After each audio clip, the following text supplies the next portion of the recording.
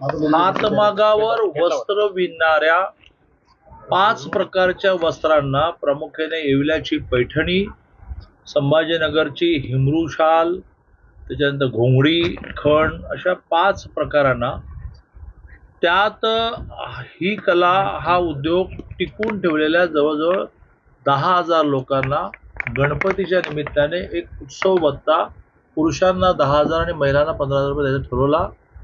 तो द्यायचा राहिला.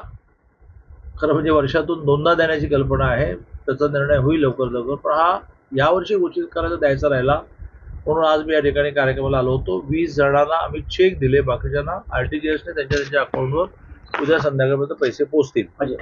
या निमित्ताने अशी पण मागणी आलेली आहे की हातमागावर काम करणाऱ्या 5 कशाला जे काही हातमागावर धोतर विणतात, साडी विणतात अशा सगळ्यांना पण हा उत्सव भत्ता मिळाला पाहिजे. त्याची पण नोंदणी आता आम्ही सुरू केली. ती मात्र जवळ 1 लाखापर्यंत जाईल असं वाटतंय. या हातमागावर काम करणाऱ्या 5 प्रकारच्या परंपरागत वस्त्र विणणाऱ्यांना आम्ही आता 60 नंतर दरमहा 5,000 रुपये पेन्शन पण द्यायचा निर्णय केला आहे. त्याच्यानंतर हाऊसिंग स्कीम जी पंतप्रधान आवास योजना आहे ती द्यायचा निर्णय केला आहे. 2 वैद्यकीय इन्शुरन्स द्यायचा निर्णय केला आहे. असं रॉ मटेरियल त्यांना स्वस्तात देता येईल का याचा विचार आगामी काळात करतोय. असं परंपरागत उद्योग टिकवण्याचा आमचा प्रयत्न आहे. एक गोष्ट मगाशी मी सांगायला विसरलो ती तुमच्या माध्यमातून सांगेन की येवल्यामध्ये मी वेळा आलेलो. म्हणजे कितीतरी वेळा. कारण विद्यार्थी परिषदेचा मी जेव्हा पूर्ण वेळ प्रचारक होतो त्यावेळेला माझ्याकडे सुरुवातीला महाराष्ट्र होता, मग महाराष्ट्र विदर्भ होता, मग महाराष्ट्र विदर्भ गुजरात गोवा होता. आणि हा 1 नाही 2 नाही 13 वर्ष होतं 82 ते 50. इथे आता कुठे आहेत मला माहित नाही. दीक्षित सर म्हणून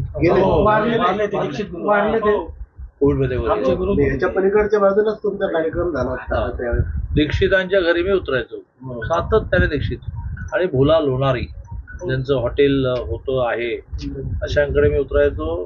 काबरा म्हणून एक फॅमिली होती ज्यांची मुलगी खूप चांगलं काम करायची. असं अनेक बद्रीशेठ काबराची मुलगी. तर ते खरं म्हणजे मला कार्यक्रमाला उशीर झाला होता. मला माझ्या माता वगैरे दिसत होत्या की 10 वाजल्यापासून आल्या बिचारा. म्हणून मी जे मुद्दे मांडले सगळे हा एक उल्लेख विसरतो. उद्धव ठाकरेंनी आज प्रेस घेतली आणि त्यांनी सर्वोच्च न्यायालयामध्ये सरकार बरखास्त करा अशी साथ घालणाऱ्या तातडीने निवडणुका लावायची मागणी केली.